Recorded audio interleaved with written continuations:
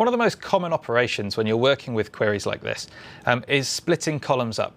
Particularly if you've connected to, say, an XML or a JSON endpoint and you're getting some web data back, you might find that they're comma separated or split up by some other delimiter. And if you want to separate a column and split it up based on either the number of characters or by a delimiter, there's a simple transformation for doing that.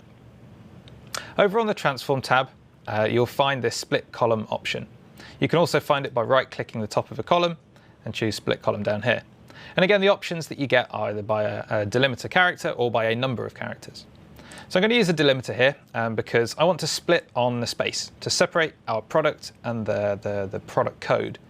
And the ABAS piece is the name of the manufacturer, and it may be that all of our manufacturers have different lengths, so I need to do it with a space. So I get to choose the delimiter that I want to use first, so colon, comma, etc., etc. I can actually choose custom and then enter anything that I want. So if I had a particular escape character sequence, for example, or something else, then I can put that in here.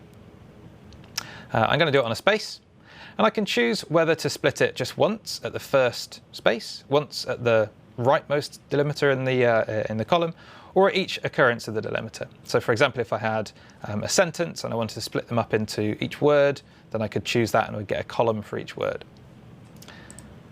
I've also got options to specify how many columns, the maximum number of columns that I want to split it into, and again using escape characters or other special characters. I'll leave that for here, and I'm just going to split it once on the first space.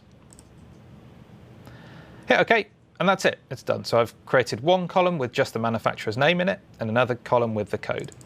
So this is manufacturer name. And this is the product code. Just double click it to rename. That's easy. So splitting up columns is really, really simple using this split column transformation.